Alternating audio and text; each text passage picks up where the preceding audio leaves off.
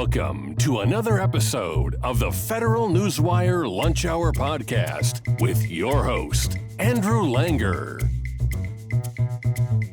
Well, hey there, everybody. Welcome to another episode of the Lunch Hour with the Federal Newswire. I am your host, Andrew Langer, and as I've been saying, if you're watching us on YouTube, you can also listen to us wherever you find fine podcasts like ours, Spotify, Apple Podcasts, Amazon Music, etc. And if you're listening to us and you want to watch us, you can also find us on YouTube. So go and check that out and leave reviews and let your friends know and your families know and your friends' families know, etc., etc.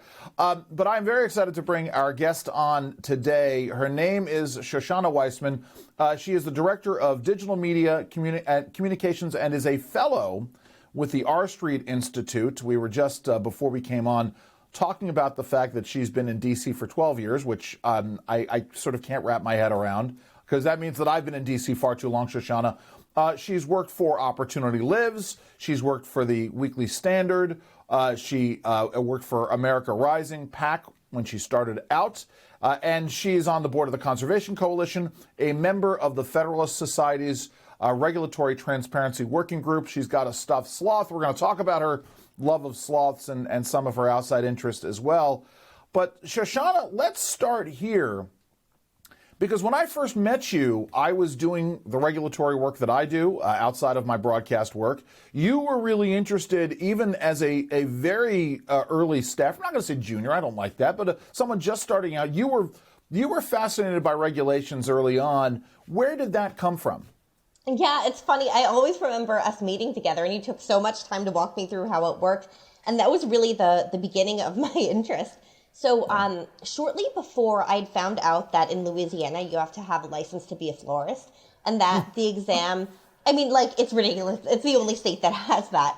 But once I found that out, and that an elderly woman who wanted to provide for herself after her husband passed away wasn't allowed to do that because of government, and she died in poverty, I'm like, okay, maybe I should look into regulations, because that's like clawing at my soul right now. Sure. So I started looking into stuff more, and that's when I came to you, because I'm like, okay, teach me how regulations work. And now, 10 years later, I'm still in regulatory reform, and you were a real piece of that. Thank you for that. It's funny, I was just talking to somebody about teaching and how much I enjoy teaching and why I enjoy teaching. Because of that, you get somebody interested in these kinds of issues. I mean, it's the same thing for me in terms of my travel down the conservatarian road. I had a woman who was, doing a lot of work with our family who was facing an injustice, and I was like, this tears at my soul, as you just said. Let's talk about this issue of licensing, occupational licensing. Because you guys are doing this work, you're doing this work, I should say, at R Street, our good friends at the Institute for Justice. They do this work. In fact, it's funny, there's I don't know if you ever go to the Capitol Hill Club up on Capitol Hill. Oh, for sure. But there is the gentleman who is the shoe shine person there, is a very famous occupational licensing person. I don't know if you're aware of this. No, I didn't. IJ did a great case challenging DC's regulations on shoe shine stands, and he was their plaintiff in that case, a gentleman named Ego Brown. And so he's the guy. When I found that out, I went and got my picture taken with him, because it's like the greatest hits of occupational reform.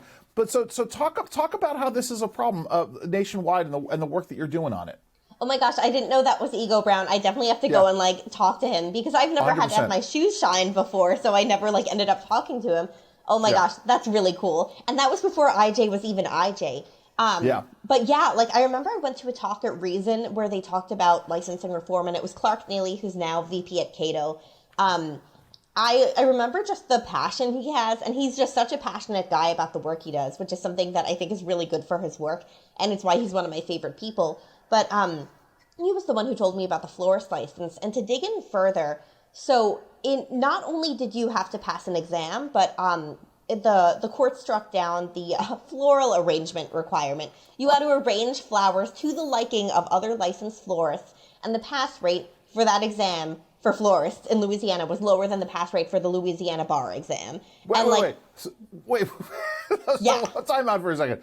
So it's guild protectionism essentially. Yeah. But go ahead. I'm sorry. Go ahead. Yeah, it's ridiculous. Like it's mind blowing, and like I think if I recall correctly, too, Louisiana has a low bar pass rate. So knowing that the pass rate was lower than that, it's crazy, and it's just protectionism. There's no harm that can be done by flowers. They're the only state that licenses it, and any like agriculture concerns around plants are taken care of by other things. Like once the flowers are in the country, like you're good. Like you're pretty good there. Yes. So it's wild. But then I started digging in further, and over the years I've learned about all different issues. So it's not just florists, it's electricians, who I'd be open to licensing, but studies show that when you license electricians, rates of harm go up because people try their hand at home because prices go up. So there's all these unintended effects there, and like it goes everywhere from there to doctors. I'm cool with licensing doctors.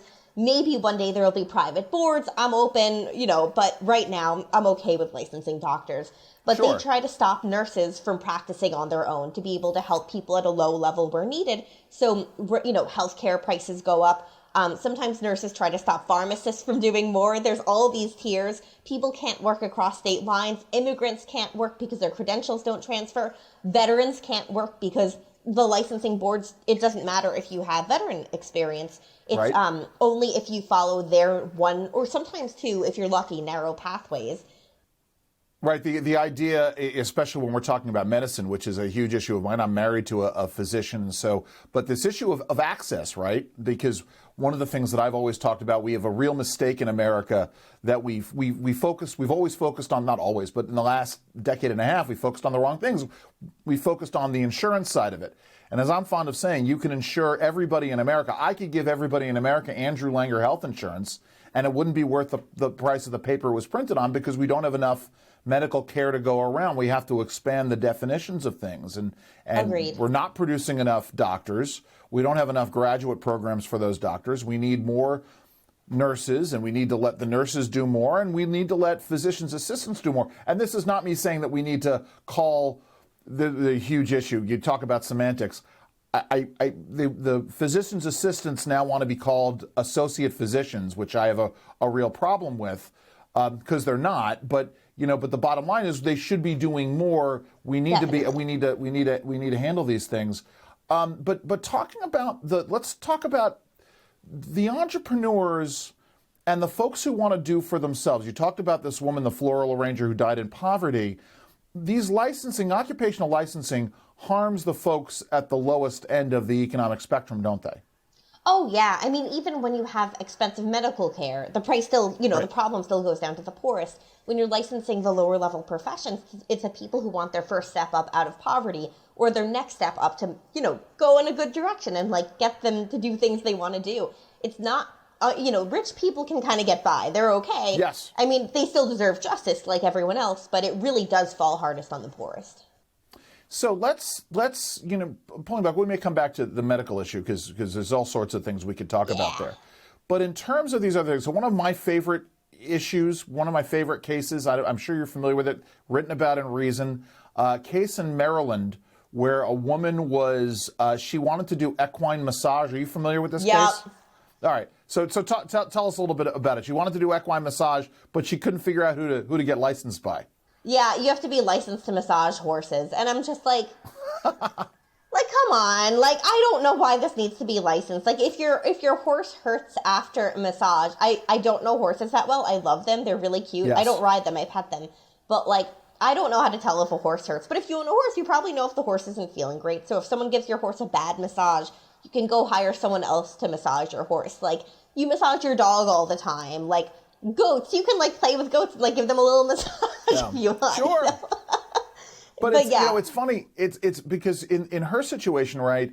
She in order to give any massage, you have to go and get licensed, and the Maryland Massage Guild, whatever it was, wouldn't license her to massage horses. They said, no, you have to go and become a vet to do it. And of course, you didn't need to become a vet to do this. So it became this back and forth again between it. That was one example. What are some of the other ones in some of the other states where and some of the real world impacts of this? Oh my gosh. I mean, if you're looking for ridiculous ones, almost every state licenses auctioneers. You don't need a license for that. You're not gonna I feel like this can be worked out by itself. Like, you don't need a special license. One of my favorites is taxidermy, because, you know, you wouldn't want, like, someone to harm a dead animal. Like, that's a real danger. Upholsterers, like, that's sewing. I sew all the time. I'm learning upholstery. Like, I feel like I can work it out myself. Wait, time out. Explain this to me. So there are states, there's a state or states, plural, where you have to get a license to sew a pillow together and fill it with stuffing properly. Yeah, I don't know I haven't read the definition of upholstery. Yeah. I'm not sure if it's like limited to like couches or stuff you're sewing onto something, because with pillows you could, like you're saying, you just stuff the pillow. No, what I'm saying, pillow, yeah. Yeah, no, I'm just saying, a couch, I mean, yeah. Sorry, you never know. Like, sometimes the definitions are super broad and you're not like statutorily allowed to do it for yourself, even though no one's going to enforce it. But in this case, I'm not sure if it's like, if pillows are covered, you know, and it could range to the randomest thing, but it might. Like, I was arguing with someone a while back about cutting hair in New Hampshire. The old statute was saying if you cut your own hair, you're in violation of this law, which was amazing. I mean, and yet I'm sure you could buy a Flowbee in the Walmart in New Hampshire. You know, it's interesting with those things, because it gets back to, I don't know if I'm sure it's well before your time, but a whole some of it was comedic and some of it was seriously discussed. You know, this issue of tags on mattresses. Like, mattresses I love used to have that. tags on them. Yeah, so if you cut a mattress tag off, you were in violation of the law. Yeah. So that was so this is, you know, something. Let's pull it back to 35,000 feet for a moment and talk a little bit about the work that our street does generally. Sure. So we brand ourselves as free market and real solutions. So whereas Cato and Heritage and some of the bigger think tanks, and AEI too, like, they do the broad philosophy, which is important. Yeah. That's work that needs to be done. But we do the mini stuff. We're like, hey, change this one thing and this solves a lot of the problem. Or here's something actionable that we think can get support that you can do to fix a thing. So I like doing that, because I like seeing, like, I like all sides of it, but I really like seeing the solutions in action. So we do everything from electricity policy and energy policy to flood insurance reform, all kinds of criminal justice reform. A lot of that is like, you change a little thing and you solve a lot. Like, a lot of it is like tiny changes in statute that can make a lot of difference. Over-the-counter birth control, we do everything tech policy, just about everything under the sun there, from AI to Section 230 and antitrust, broadband. So I love it. I genuinely love the work. My work, aside from doing digital media and promotion of everyone's work, is limited to licensing reform and tech policy, but I love learning about all of my colleagues' work. And my favorite thing is, like, when a politician talks to us and is like, oh my gosh, yeah, we can just fix that. Like, why don't we just fix that? And I'm like, yeah, that's great. And that's really satisfying. It was interesting, because there were folks who were talking about a particular thorny public policy issue I won't get into. And I was at a coalition meeting and I said, well, do we have a list of all of the things that can lead up to fixing this issue? And no one had ever compiled a list of the various, all the changes that need to be done. Now, let's talk about this. So we had on Jessica Malugin, our esteemed colleague from the Competitive Enterprise Institute, an old friend of mine. And obviously this issue of content moderation and the debate over entities putting their thumbs on the scale, and Gesundheit to you. This is a very thorny issue in the free market limited government community, because on the one hand, we see that there are platforms that can be serving as the public square, and we see interference on the part of government officials in terms of how those platforms are moderating content. Yet what we don't want to do is have the heavy hand of government go in and make policy because of the unintended consequences, as you and I were just talking about, and all sorts of things. Where do you come down on all this? How do you see what's the simple thing that can be fixed to solve this problem, or is there something that needs to be fixed? So my whole view, and I'll end with a solution, because I think there is something here, but it's not appropriate for government to tell platforms what to do, no matter what, because, like, people the right used to yell at Twitter for being biased, and now they're like, oh no, don't yell at Twitter for being biased, it's ours now, it's Elon's, which is fine, I don't care, care about it that way, that's fine, but these people who wanted to, like, come in and regulate a thing are now happy with it, and if the government had come in and regulated it, Elon probably wouldn't have taken it over. Like, it's pretty hypocritical from my view, and also, like, imagine government enforcing neutrality. Come on. Do you think that's going to work? Like, and you're complaining that it's liberal government, liberal agencies, even when Republicans are in office. So yeah, let's have liberal agencies come in and mandate neutrality. That'll work. And it's not a serious point of view to me. I get the frustration with bias. I'm not saying that's not a thing, but the solutions are far worse than the problem. Like, and also it's free speech of platforms to moderate as they see fit. And platforms come and go. Like, Facebook is kind of on the decline right now, and some people are leaving Twitter for Mastodon, and that's fine. People will come and go to different platforms and stuff like that, but a lot of the regulations wouldn't do the things they want to do. They put in regulatory cliffs that would say ZocDoc cannot moderate political views, which is silly. It's like they're not focused on how the regulations actually affect things. But one problem in all of this is government. That, like, whether it's a hearing where a Republican congressman is like, your employees were mean to me at Facebook, that's not okay. That's not okay for him to say, as well as Biden putting pressure on platforms or agencies. So I'm very open to legislation that has transparency for government trying to moderate content through platforms. So if they say take this up, keep it down, I think it's worth having that disclosure. Sometimes it's appropriate if it's like part of an ongoing investigation, if it's actual law enforcement action. But even if it's a congressman saying it, I want that known. I want disclosure to say, like, why was this congressman staff telling a platform to take this piece of content down? I should know what it was, if it's something I care about, if not, or maybe if I want to look into it. So there is legislation that it needs work, but it's a good idea from House Oversight, and Comer, basically saying it has a transparency angle, but it also has bans. But I think the bans creep into First Amendment concerning territory, oddly enough. I'm not one to defend government a lot, but there are things that I think extend past First Amendment protections, which worry me. But I like the overall concept, saying don't moderate content through government. That's not an appropriate role of government, plus the transparency. So I think it's a good idea, but it needs to be tighter. When we're talking about transparency, you're talking about transparency and how the decision-making happens, right? I mean, that's because I've got another question, but go ahead and clarify that. Yeah, so what I would love, I mean, it could happen in a lot of forms, but what I would love is for government reports to contain this congressman's staff asked, let's say, All Trails to remove this comment on this day. Here's a thread of exchanges about it. Like, that would be ideal. Is there controversy on the All Trails? All Trails is a hiking website. Is there controversy about content and comments being removed? Not yet, but there could be, because it comes for all platforms. Listen, it literally just was explaining this to a law professor who had somehow stumbled into a controversial statement online and found himself the target of the Twitter mob. And I used the example of, somebody asking somebody else online, do you prefer apples or oranges? And they said, I prefer apples. And then it turns around and they said, well, why do you hate oranges? Yeah. And it goes from there. Let me ask you this, because this is what gets me, and I appreciate the transparency angle. One of the concerns that I've had is over the transparency of terms of service and operations. And the issue of if I go online, I've had many iterations of a number of different podcasts, and I will go and try to promote my podcast to the folks who are liking my Facebook group, and I will want to send an ad to them, and I will get, it will not get out to them. And I've paid money for this. And to me, there seems to be a great deal of opacity in terms of operations, in terms of how things get promoted. Listen, we can use the term shadow banning. Some folks like it, some folks don't.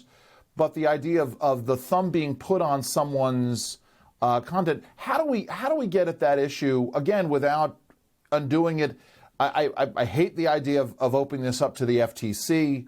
But there seems to be a fair trade issue here, a free trade issue. Where do you come down here? So Facebook's been the target of FTC enforcement actions because of fraud, of inflating video views. So if you're paying money and they're not giving you the results that are coming from comparable ads, that's illegal already. So that part is taken care of. It sucks because you'd have to do a whole lawsuit, and I know that's not fun, but that is already illegal for them to do if they're not executing the ad after you've paid them and taken your money, unless they're returning it, of course. So that's already illegal. But then with promoting some people's stuff with bias is legal. It's First Amendment protected to be biased. It's not always my favorite thing, of course. It hurts a lot of people I like, but it's fully First Amendment protected. And if we involve government, imagine what they'll think bias is. You know, they'll support everything that supports government and go against everything that criticizes them. Right, because we talk about this issue, and I this is why I appreciate having this conversation with you, because I don't think I've gone down this road with many people about this. We talk about the free market and the marketplace of ideas, and we want that. We want competition, and we, you know, it's one of those things where talking about net neutrality years ago, I had a conversation, I think it was either with Michael Grieva or Jonathan Adler at the Competitive Enterprise Institute, and one of them said to me, well, you know, if you had a cable company and you discovered that they were not allowing you to access certain websites, internet service provider, you weren't able to do, or that you are being throttled down on your internet access, you wouldn't use them, would you? And of course we can get into whether or not, you know, local cable monopolies have a problem here. Oh, sure. Here's my point. In terms of the issue of, you're right, Twitter and the ownership of Twitter and the management of Twitter, they can have a bias, they can have a perspective. And theoretically, because they can have that bias and that perspective, they should be able to moderate content in a way that serves their purpose. My question then becomes, and again, not necessarily wanting to go down the road of regulation. I know there's a very long hypothetical here, but I want to set this up properly. Shouldn't they have a duty to disclose that they are, in fact, that they proceed with their management from a political bias?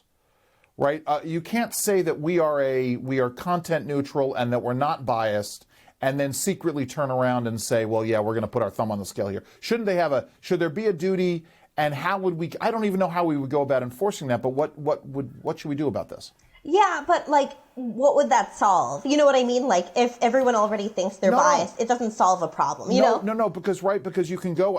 This is good.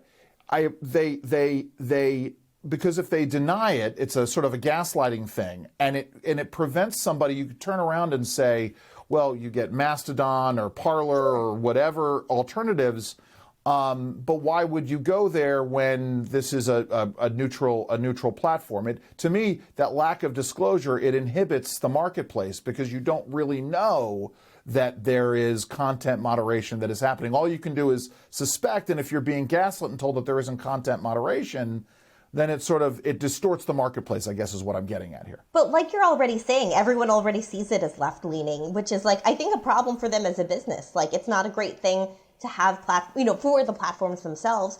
But right now, Twitter's being run by Elon, and people are still saying there's lots of anti-conservative bias, which I think is kind of funny that, like, Elon can step in lots of different spots, and, you know. I am trying to and listen, I'm still on Twitter. I tried a couple of the other websites, didn't particularly like them. I've tried alternatives to YouTube, didn't particularly like them.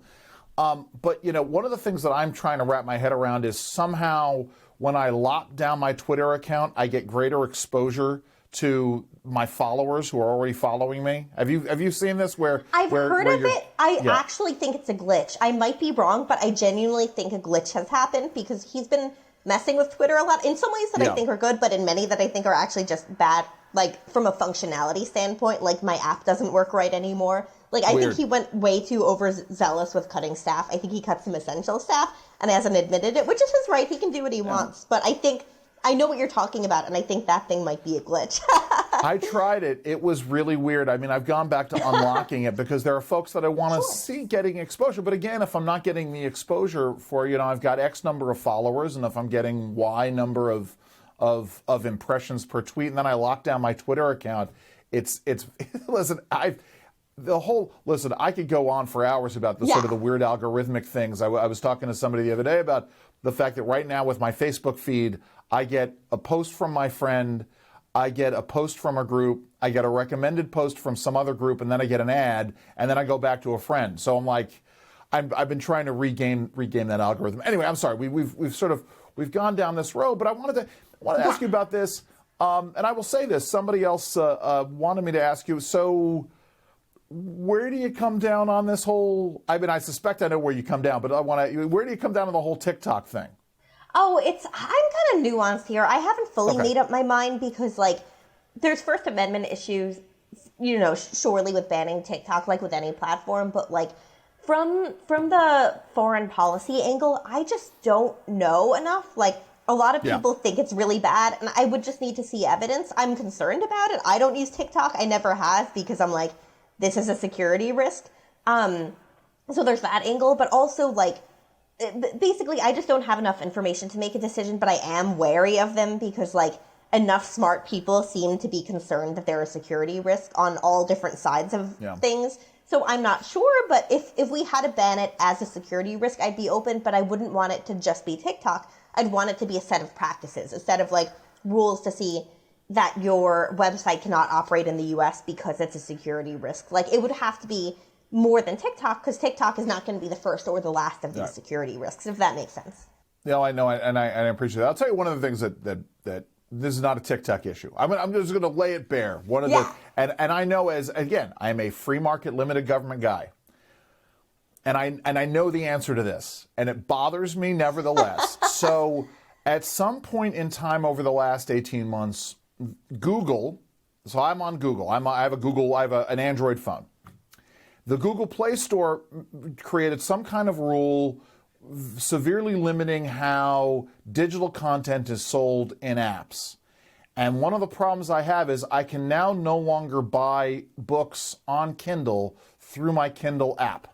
Like, I have to get on my actual laptop computer and buy a book on Kindle there in order for it to appear on my Kindle app because of some rule. And this bothers me, Shoshana. I understand. But we're right, but there's no real answer, is there? Because, again, the solution would be worse than the problem.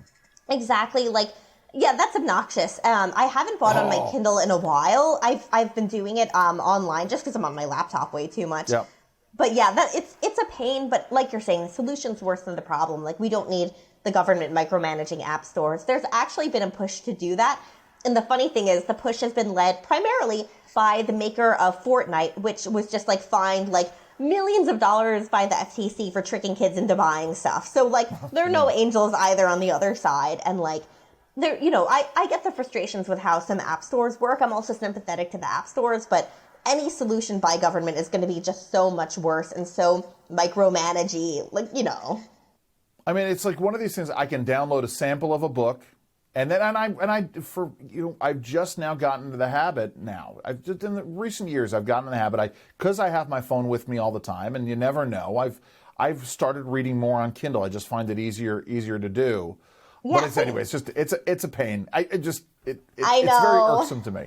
I get to a point, I'm done with a sample, and I want to download the rest of the book, and I can't do it. But what I wouldn't be surprised, what happens is, like, what if a new platform, what if a new, like, phone comes up and it's like, we're not going to make you do this crap, like, and then people will flock there being like, oh my gosh, this is so much easier. Right, something, it raises the question of, and this is the debate that happens in my head, because I just got a new Android phone recently, and my brothers are Apple people, and I don't know if this is the case with the Kindle app in the Apple iTunes store, whatever their version is. Maybe that is it's as simple as that. I could always go and switch over, but I'm just so invested. I've been invested in little story I will share with you because we're old friends. I did not go down the road of Apple products. I made a conscientious decision years ago when the first iPods came out, and you couldn't download your own MP3s into the iPod. The early iterations, and Apple wound up changing this. You had to go through the proprietary app, and I was not in a position to go and buy all of my media all over again with this. And I'm a person who, and you're going to hate me for this because maybe this is somehow a violation of intellectual property. I'm someone who likes ripping my own CDs and putting them, or whatever. You used to rip your own CDs and put them on your MP3 listening device. I'm someone who buys DVDs and will rip them onto my computer so I can watch them where I go. Because I went through this with another platform where I had a bunch of media that I could watch that I had bought from them, and then all of a sudden the app changed, and I lost all of that media that I bought, or at least lost it temporarily. Anyway, I digressed massively. Oh yeah, but like there's this great meme, and I forget what exactly it is, but it's like LimeWire, the beloved, what is it, like the beloved content stealing app for families in 2000. I loved LimeWire. Who didn't? Yes, yes. But again, I mean, for me, it was all about also, just my own stuff. I'd spent all of this time and energy amassing this, and I'm someone who likes watching movies, and it may very well not be something that I could find on a platform somewhere. Yeah. Anyway, so let's turn our attention to the regulatory state, because this has become a theme. We've launched a new regulatory project. It's a great passion of mine. First of all, what is the Federalist Society doing on regulatory transparency? Sure. So we have 10 different working groups on all different issues, from healthcare to tech. I'm in the state and local working group, and we're working on a paper on lawyer licensing reform. I'm so excited. My notes are 18 pages. It's really psycho. I have found every resource out there and put it in a giant document. There is a table of contents. It's amazing. And then I wrote the paper, and it's longer. And then they're like, Shoshana, you cannot write a paper this long. So I'm like, okay. So now we're putting something together a little shorter. But that's our project right now. True story. I worked as the reader for a blind lawyer for 3 years. I read everything that came across his desk. Helped him prepare briefs. It was one of the best jobs I've ever had. It's part of the reason why I'm so passionate about private property rights and environmental regulation, because this is the kind of stuff we're working on. And had I been able to stick it out another 2 years, at least back in the 1990s, I could have read into the Virginia bar. Couldn't stick it out. Oh my gosh! For done. Can you still read into the bar in places, or is that gone by the way? So do you have to go to law school? I think in Virginia you can. It varies. Yeah. So in Wisconsin, there are certain law schools you can go to, and then you don't have to take the bar. In California, it has its own strange system where you have to take an extremely difficult bar if you don't go to law school, and kind of even if you do. The laws vary all over, but it's what's really nice is during the pandemic, the bar was administered so poorly that literally people taking the bar were defecating in their seats, because if they were to move or go to the bathroom, they would fail the exam. Wow. They literally were doing that kind of stuff in their seats in order to not fail the exam. Wow. People wore diapers if they were lucky and remembered to. And I'm like, there has to be a better way, especially because it's malpractice for lawyers not to consult the law, law books and stuff.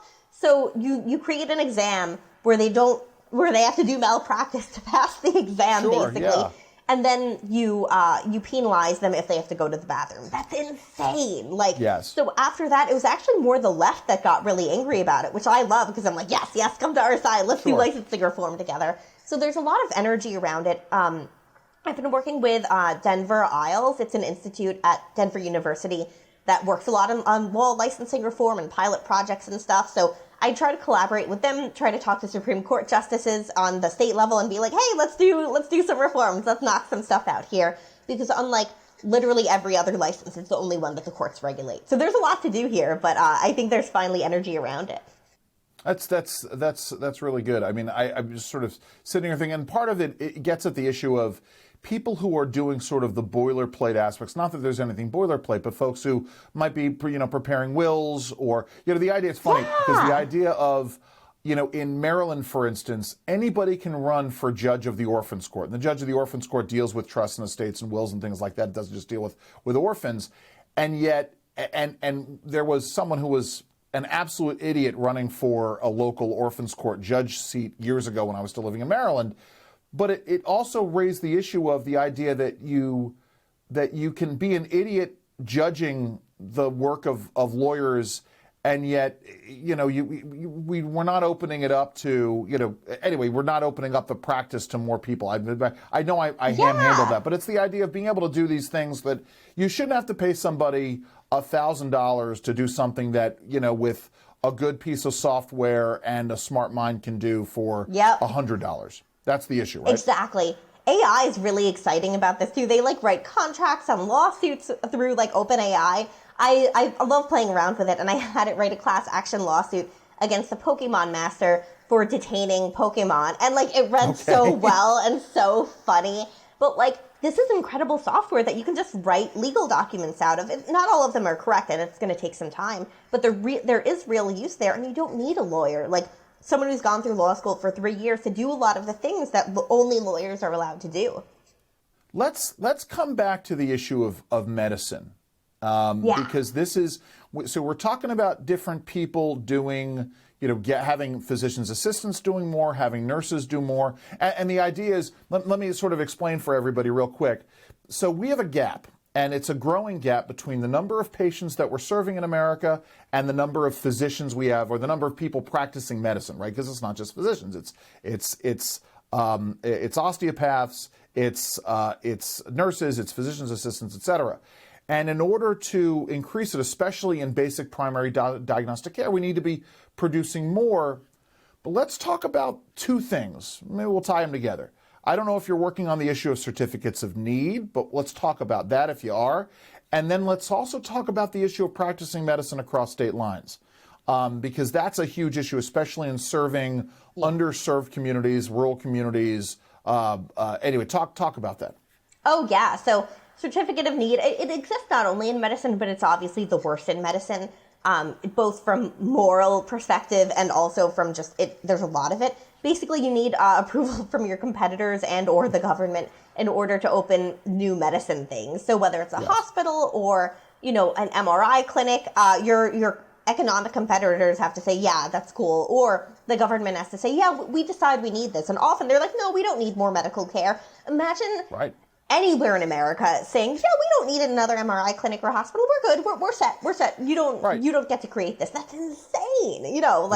If they start and they can't, support themselves, and if they don't get the business they need, they fail. Okay. If there's no harm to anyone but themselves, just like with any business, when that happens, it's not. The example I like to use is laser medicine, LASIK medicine, which laser eye surgery, which for many years was not covered by regular insurance. You could do it through a health savings account. And as a result, right, because it was in the open market and because you didn't have to get a certificate of need to sort of set up a new clinic, there was greater competition, the technology got better, and the cost went down. And so whereas it might have been $15,000 at one point, it goes down to $1,500. It doesn't go down to $100, but let's say it goes down to $500.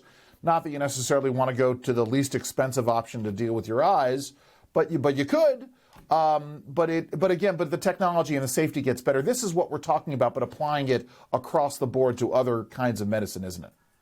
Yeah, exactly. Just letting more places open up and more people try, who are qualified, try to serve more people. It's absolutely nuts. It happens in other industries, like with movers. There was a case, I forget which state, where other movers were like, we don't need another moving company. You're good. We'll just handle it. Can you imagine that's a thing that the government's like, yeah, that'll solve problems. Wow. Well, I mean, listen, I'm a huge fan of the movie The Aviator. Yeah. I don't know if you've ever seen this, Leonardo DiCaprio, about Howard Hughes, and he wants to bring TWA, and there's a scene in which Alan Alda, playing this senator from Maine, Senator Brewster from Maine, they're having lunch, and Howard Hughes says to this senator, well, don't you believe in competition? And Alan Alda says to him, no, one airline can do it better. And I'm thinking, and I don't know why, if it were me, Leonardo DiCaprio reaching across, wow, what are you talking about? No universe doesn't work where one airline can do it better.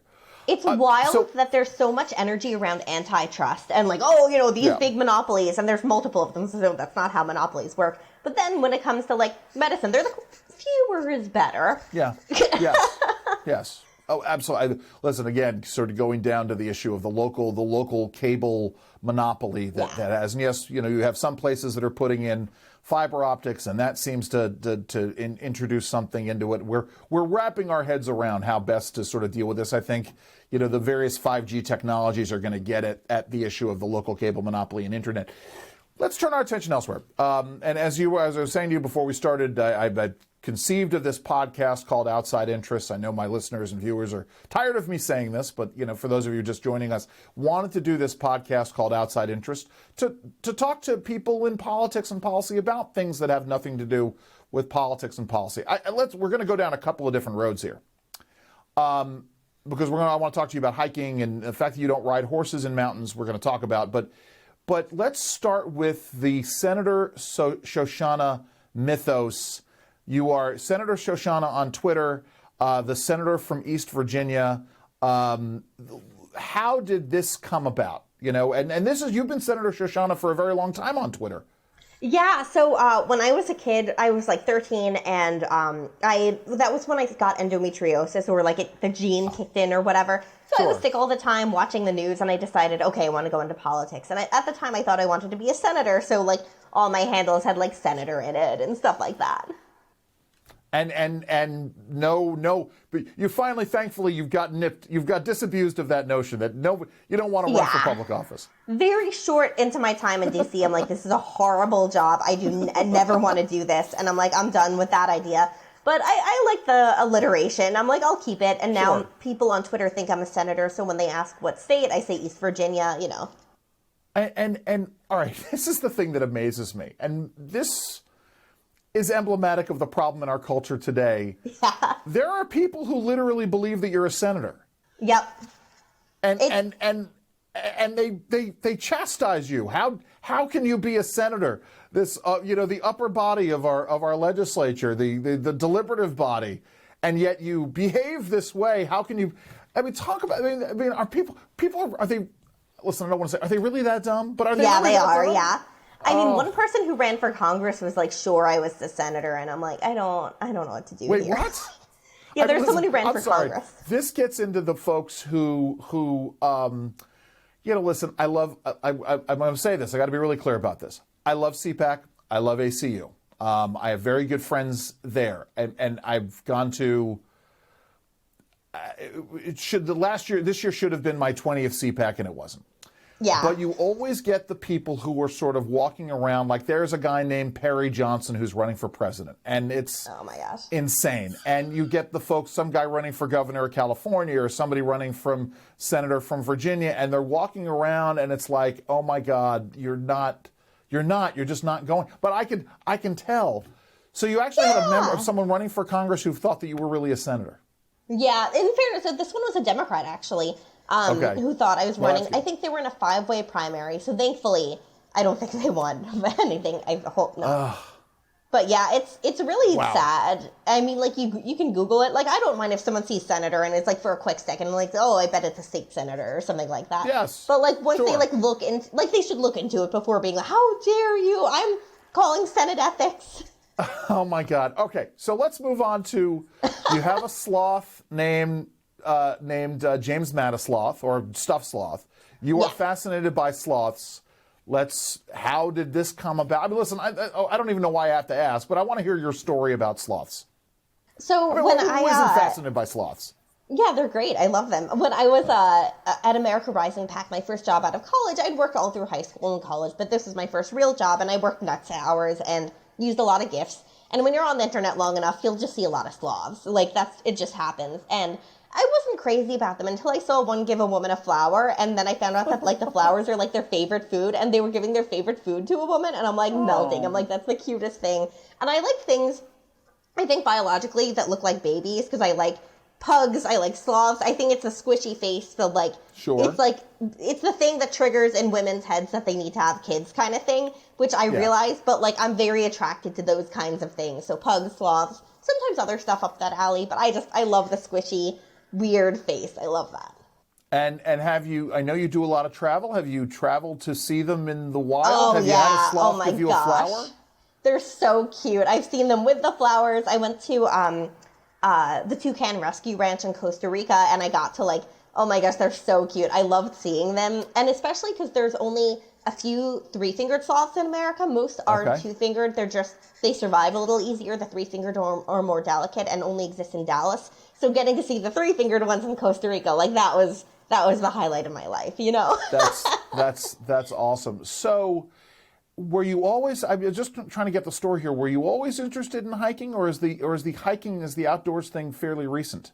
So it's always been, it's just gotten really intense and insane. I grew up hiking in Acadia National Park with my dad. My mom didn't like hiking much, but I always really liked it. It was always my happy place to go to Acadia.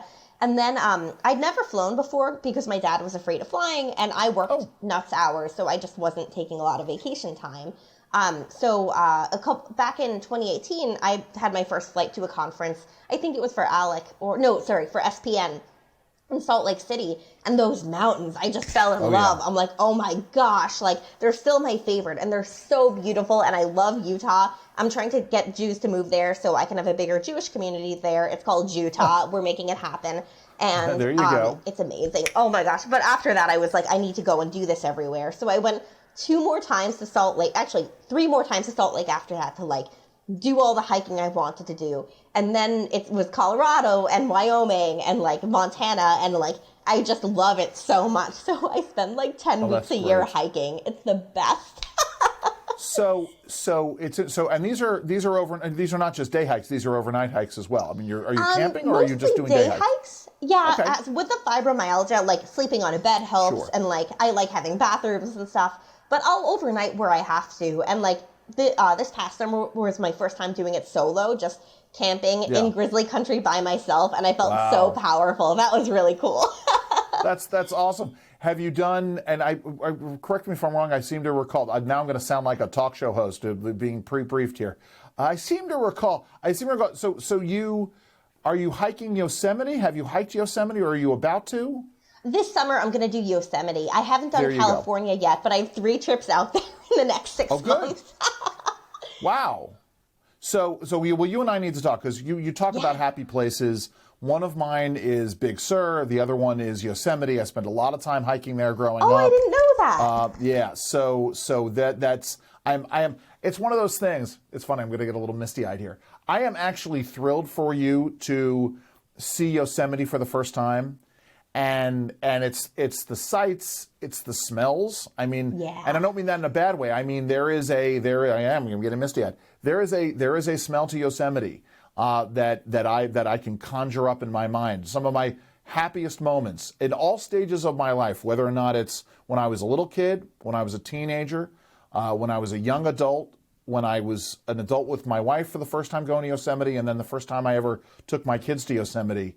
All of those things. I mean, it's you can, but I envy you in that you're going to experience it for the first time, and we should have that conversation about places to go. It's I would love that. I will. I'll say it now. Up in Tuolumne Meadows, doing the hike around Lempert Dome.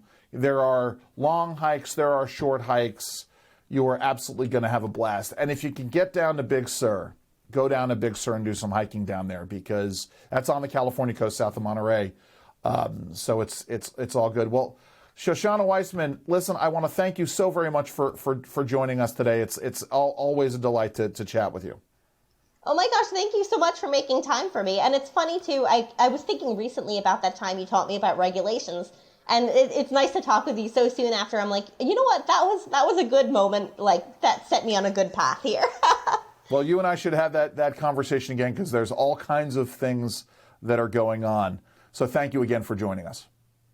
So this has been yet another episode of The Lunch Hour with Federal Newswire. Again, you can find us on all of the major podcast platforms, Spotify, Apple Podcasts, Amazon Music, etc., as well as watching us on YouTube. I am your host, Andrew Langer. Enjoy the rest of your lunch. This has been the Federal Newswire Lunch Hour Podcast, hosted by Andrew Langer. Check out the Federal Newswire's family of websites, as well as their social media stream.